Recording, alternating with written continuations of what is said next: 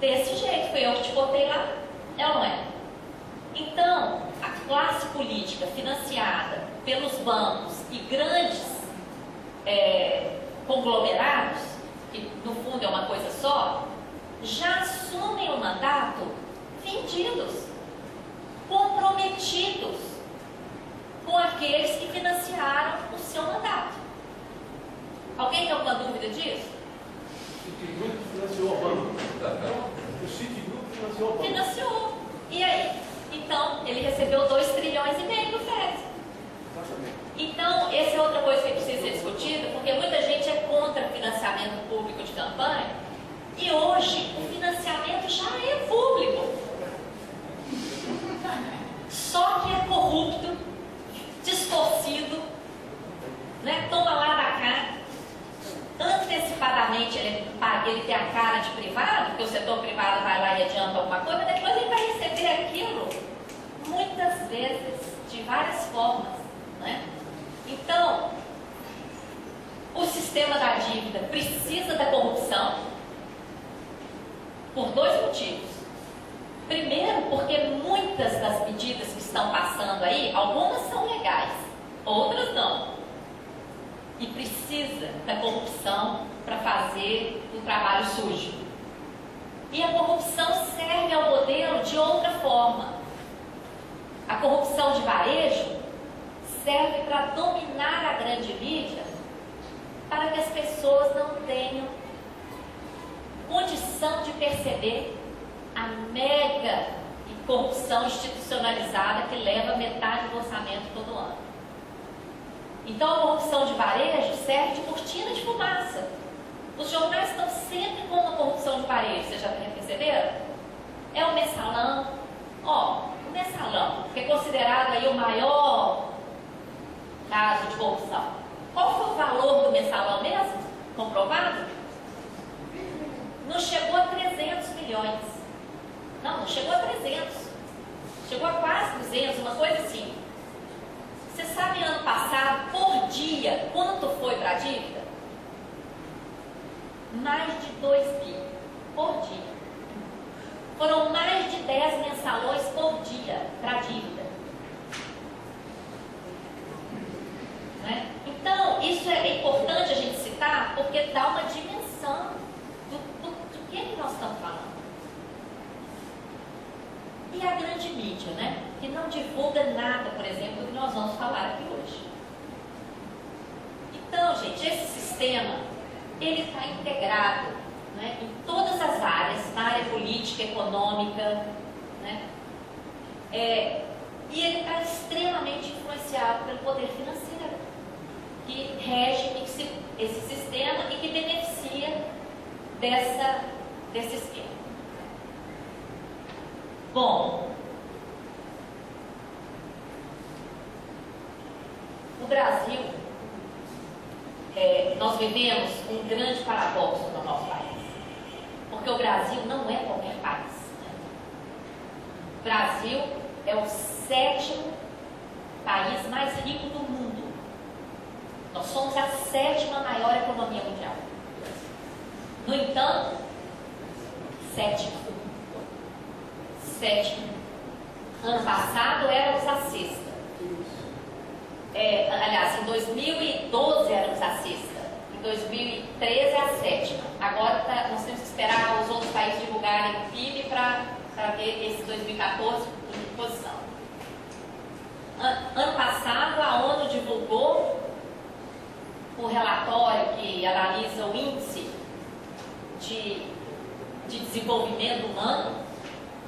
O Brasil está em 85º lugar no IDH. A Lívia estava em Paralelo. Pois é incompatível. 7ª maior economia do mundo, 85º no ranking dos direitos humanos, né? Nós temos uma das piores distribuições de renda do mundo. Somos o penúltimo no ranking da educação. Eu queria ressaltar isso, porque todos nós sabemos que a educação é a base de tudo. inclusive da cidadania. Nós somos o 128º no ranking do crescimento econômico. Lanterninha do mundo do crescimento econômico. Apesar desse potencial, 7ª potência mundial. Gente, tá na cara que tem algo errado, né? Tá na cara. É claro que esse paradoxo tem razões históricas, vem desde o processo de colonização, mas nas últimas décadas, o principal responsável, o nó que amarra o nosso Brasil, é a dívida pública. Esse gráfico, que mostra o orçamento de 2012 consolidado, porque o de 2013 ainda está saindo, né? Mostra que em 2012, mas não vai mudar muito não, as proporções são as mesmas. Para juros e amortizações, foram 43,98% dos recursos. Para saúde, 4,17%. Para educação, 3,34%. Para reforma agrária, que foi comentado aqui, organização agrária, 0,11%.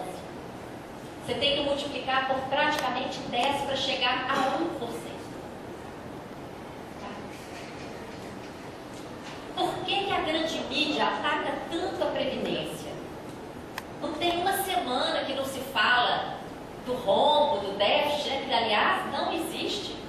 A Previdência está inserida no tripé da Seguridade Social, Previdência, Assistência e Saúde, que é altamente superavitária. Ano passado sobraram 2012, sobraram 71 bilhões de reais na Seguridade Social. O que nós tínhamos que estar discutindo é a melhoria dos proventos dos aposentados, a melhoria da assistência social, a melhoria da saúde. Mas para onde vai esse superávit da Previdência? Vai todo para a dívida. E por que a grande mídia, apesar dessa sobra de recursos na Seguridade, por que a grande mídia fala do déficit? Como é que eles inventam esse déficit? Eles olham apenas a contribuição do trabalhador retirada da folha de pagamento e comparam com todo o gasto da Previdência. Eles não olham a contribuição, a COFINS, contribuição para o financiamento da Seguridade Social, que está embutida em todos os preços e que é paga por nós. Eles não somam as outras contribuições. E falam no déficit por quê? De onde que eles querem tirar mais recursos? Da reforma agrária, que está com 0,11? Da educação, que está só com 3? De onde que ainda dá para tirar recurso, gente? Ainda dá para tirar recurso daqui, ó. E eles não estão satisfeitos com a metade do orçamento. Eles querem mais. Muitos querem tudo. Então, por isso que fazem tanto ataque à Previdência. Tá? Bom, esse gráfico aqui já dá um dia de debate, né? Daqui a gente consegue entender, por exemplo, por que o Brasil... Onde é que estão as descobertas brasileiras? Por que os cérebros brasileiros acabam indo para a Alemanha, para o Japão, para os Estados Unidos? Por quê? Olha o investimento em ciência e tecnologia aqui. 0,34%. Então, gente, é um país amarrado, com potencial imenso, com um povo maravilhoso, que aliás gostam de chamar de povinho, também não é à toa, é para baixar a autoestima de todo mundo e botar todo mundo humilhado. Um povo maravilhoso, solidário. E por que ele não deslancha? Porque falta conhecimento. Então é nisso que a Auditoria Cidadã tenta ajudar, porque o povo brasileiro é boicotado com esses dados. O ex-presidente da República anunciou que a dívida estava paga. O que ele pagou foi só para o FMI, a parcela do FMI, que correspondia a 2% da dívida. E nem pagou, viu? A dívida só mudou de mãos. para pagar o FMI, ele emitiu dívida interna. Então, o que ele fez? Pagou a dívida em dólar, quando o dólar estava a R$4, e emitiu dívida em reais, que estavam se valorizando, tá? Frente ao dólar. A dívida com o FMI custava 4% ao ano, e a dívida interna emitida foi emitida a 19,3% ao ano na época. Então, a dívida, deixamos de dever ao FMI e passamos a dever aos bancos que compram os títulos da dívida. Deixamos de dever a 4% ao ano em dólar, que estava caindo, para dever a 19,3% ao ano em reais, que estava subindo. Deu para entender? Agora, quantos aqui acreditavam e quantos brasileiros aí fora acreditam que a dívida acabou? Porque eu estou falando que acabou. Então, gente, o nosso desafio, vocês veem como a gente é boicotado? Isso não é gratuito. Quando você acha a dívida foi paga, quantas pessoas vocês acham que viu esse cartaz para vir aqui hoje e falaram, não vou lá não, a dívida já foi paga, por que eu vou lá ter debate de dívida? Entendeu? Bom, e o orçamento de 2014, desse ano agora? Vocês sabem quanto é a proposta do orçamento de 2014 para a dívida? 1,2 trilhões de reais. Pela primeira vez passa de 1 trilhão para a dívida. E as outras proporções são mais ou menos as mesmas, tá? Como eu sei que nesses debates a maioria geralmente é servidor público, eu coloquei aqui o que o projeto de lei orçamentária de 2014, que agora já está sendo aprovado, já foi aprovado, né? Já foi aprovado no finalzinho do ano, então já não é nem projeto mais, já é a lei orçamentária. Ela prevê uma queda dos gastos com o pessoal, tanto em relação à receita corrente líquida, quanto em relação ao PIB. Então, a receita corrente líquida do país cresceu, o PIB cresceu, e o gasto com o pessoal não acompanhou a mesma proporção, tá? Então, se compararmos com o PIB e com a receita corrente líquida, houve uma queda. O anexo 5 da lei orçamentária, que trata especificamente dos aumentos de gasto com o pessoal, ela prevê um aumento de 15 bilhões, foi 380 milhões para 2014. Desses 15.380, 12.540 são para aquele reajuste, vocês lembram que o governo deu 15%, 5% em cada ano, que nem cobre a inflação. Então, 12.540 são para aqueles 5%. Apenas 2 bilhões,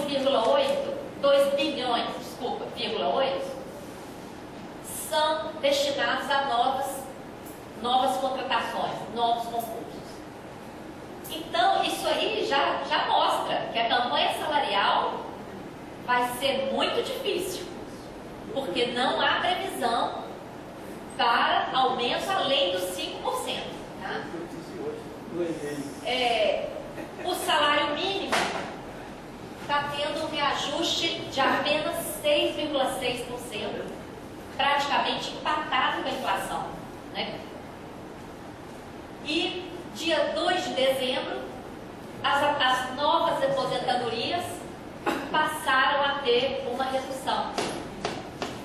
Por quê? Aumentou a expectativa de vida do brasileiro, isso afeta no fator previdenciário, que é uma das principais bandeiras de luta da Conlutas, e da Iniciativa Sindical também, e isso aí faz com que a aposentadoria seja reduzida. Quer dizer, a pessoa vai viver mais, ela é penalizada, porque ela vai viver mais, a Previdência vai gastar mais para mantê-la, para honrar os pagamentos da aposentadoria, então ela vai fazer uma média Quer dizer, isso, gente, é uma injustiça com o trabalhador brasileiro e não precisava ser assim, como eu falei, a Seguridade é altamente superavitária, né? Aliás, em relação ao fator previdenciário, cabe aqui um parêntese também. Vocês sabem que o Congresso chegou a derrubar o fator previdenciário, né? Vocês sabem? O Congresso chegou a votar o fim do fator previdenciário, lá na Copa de 2010. E o Lula vetou no dia da estreia do Brasil na Copa. Vocês se lembram disso? Nós não podemos esquecer essas coisas, não. Esse ano é ano eleitoral outra vez. Pode passar. Bom, não é? Ah, vai vir muito mais. Bom, a conjuntura no país, então, gente, é essa. A dívida absorvendo a maior parte dos recursos e aí não tem dinheiro para investimento, né? Vocês concordam? Como é que vai ter dinheiro para investimento com 42% do orçamento sendo engolidos pela dívida? Isso justifica, acaba justificando esse modelo insano de privatizações. Nós assistimos ano passado um pacote de leilões que está inserido num programa. Vocês sabiam que existe um programa que se chama PIL, PIL, Programa de Investimento em Logística? Aqui no Brasil pouco se fala desse programa, mas lá nos Estados Unidos, num seminário, isso aqui é o cartaz em inglês, ó, de um seminário realizado em Nova York, no finalzinho do ano passado, contou com a presença no auditório do Goldman Sachs, que é um dos bancos responsáveis pela crise dos derivativos lá nos Estados Unidos. No auditório de um banco privado estavam a presidenta da República, o presidente do Banco Central, o presidente do BNDES, o ministro da Fazenda, o ministro da Indústria e Comércio, todos oferecendo investimentos do Programa de Investimento em Logística do Brasil, que envolve a privatização de aeroportos, portos, rodovias, ferrovias, energia e Libra, oferecendo investimentos nessas áreas, com financiamento do BNDES e cobertura de risco pelo Banco Central. Chega a ser humilhante, né? Não, me parece que logo depois dela ter feito aquela pré-votada e denunciar espionagem. Foi. Ela não foi. Foi um teatro para depois fazer isso. Ela não foi no jantar lá do oficial, mas fez muito pior. Foi no auditório de um banco privado. Autoridades desse nível, gente, só são recebidas em espaços públicos. Foram em auditório de banco. E eu, inclusive, coloquei ali, depois vocês vão assistir, um vídeo. Não é muito longo, não, está no YouTube. Quem é Goldman Sachs? Considerado responsável pela crise, né, financeira, com acusações de fraudes tremendas, comprovadas, inclusive, algumas já julgadas, e as nossas autoridades lá no auditório oferecendo o país numa bandeja, né? Isso aí foi noticiado pela Bandeirantes, que participou da Rede Bandeirantes do Brasil, que participou disso aí. Se vocês entrarem com esse nome aí, ó, The Brasil, vocês vão acessar até os vídeos do presidente do Banco Central oferecendo e tudo mais. Bom, esse diagrama vai dando um toque de cada vez, Esse diagrama mostra, ó, nós estamos aqui, nós somos a sociedade, e nós financiamos o Tesouro Nacional pagando tributos, né? Mais um. Nós deveríamos ter de volta os serviços públicos, né? Mas por que não temos? Por que temos que recorrer a plano de saúde privado, escola privada, transporte, etc? Porque a parte mais gorda vai para a dívida, juros para os bancos, né? Os bancos devolvem um pouco para o Tesouro na compra de novos títulos, né? O melhor negócio do mundo, o juro mais alto do mundo. E devolve um pouco para a sociedade oferecendo crédito, né? Quem nunca recebeu uma mensagem no celular? Crédito né, à disposição. Por que eles oferecem com tanta generosidade? Porque, não pode, porque volta para eles muito mais gordo, né? Com juros, spreads e etc. Os bancos investem principalmente em operações de especulação e quando eles têm prejuízo, o tesouro vai lá e salva. Não é assim? Então, isso aí é um resuminho para mostrar como a dívida está afetando a nossa vida. Tá?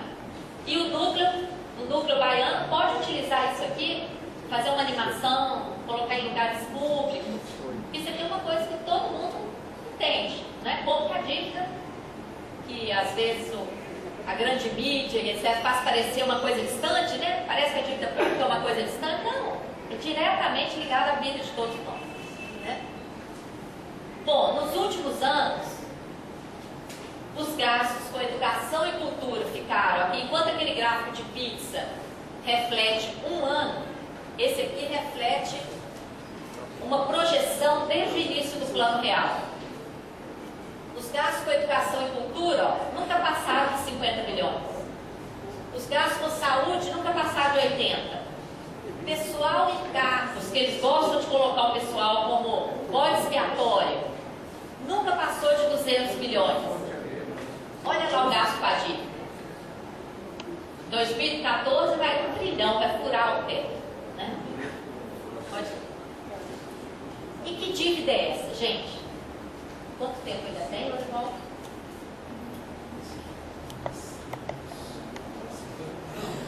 Eu vou resumir. Tá bom. Tá muito cansativo, gente?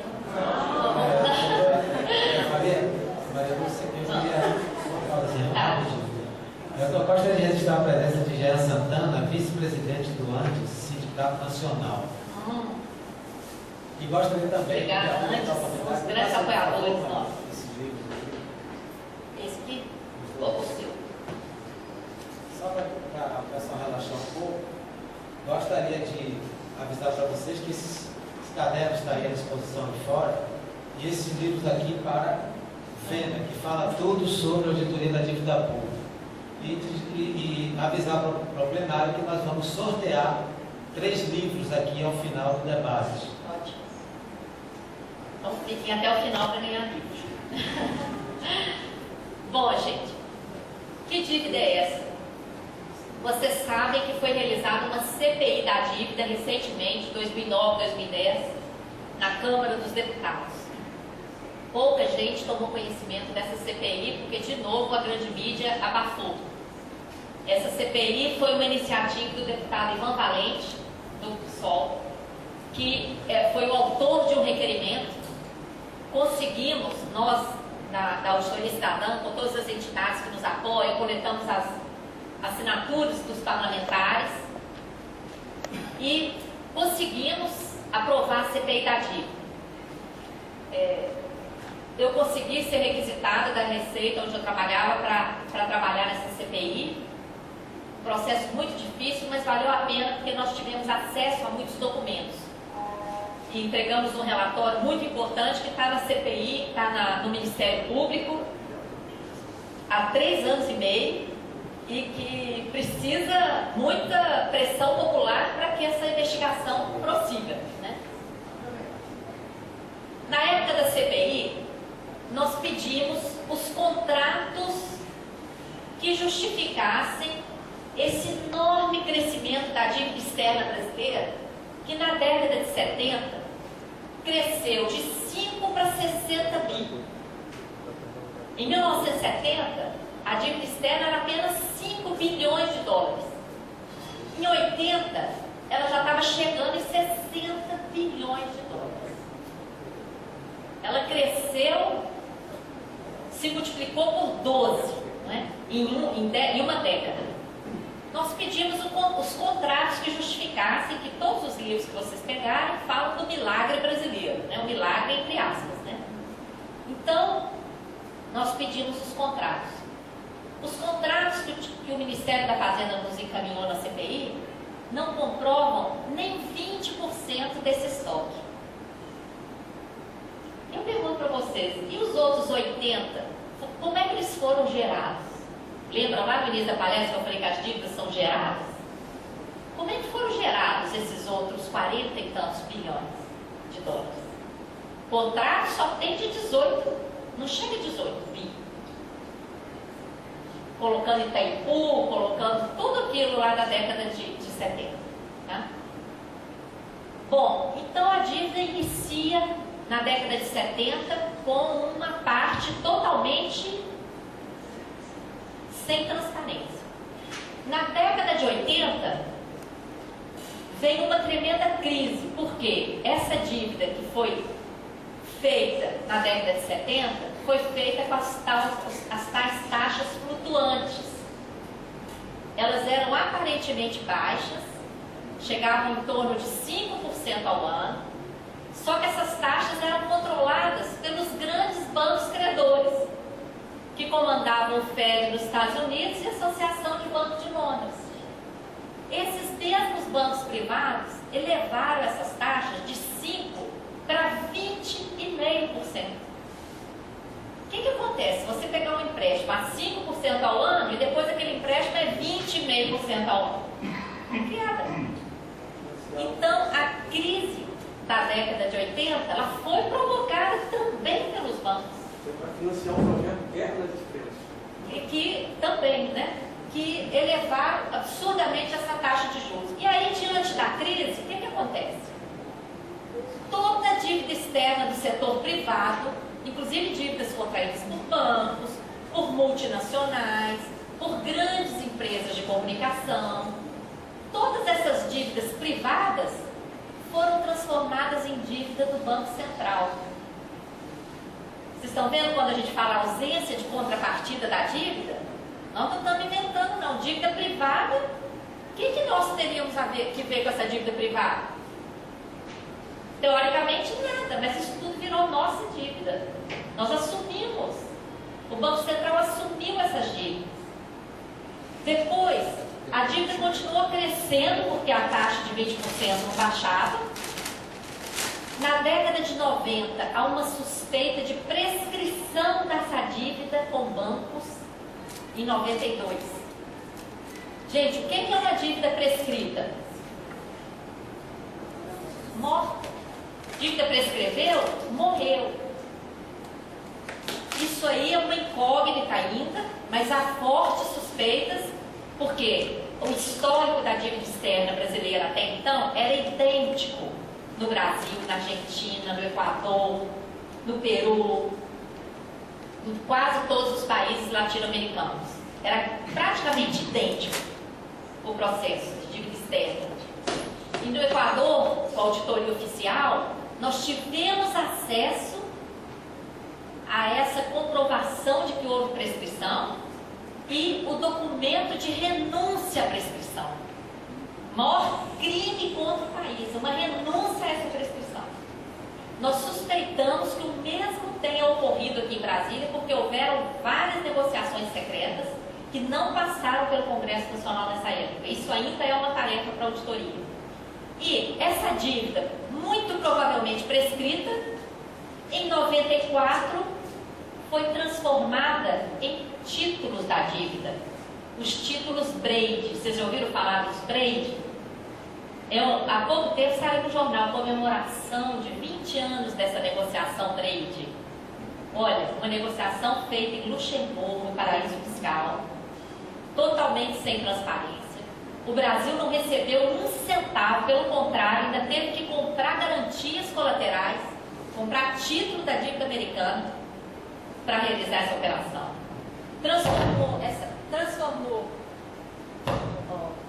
Transformou essa dívida contratual, provavelmente prescrita, em títulos que depois serviram de moeda para comprar nossas empresas privatizadas.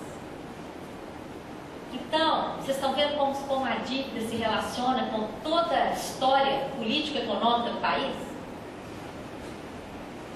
Foi aqui na década de 90. E aí, a dívida continua.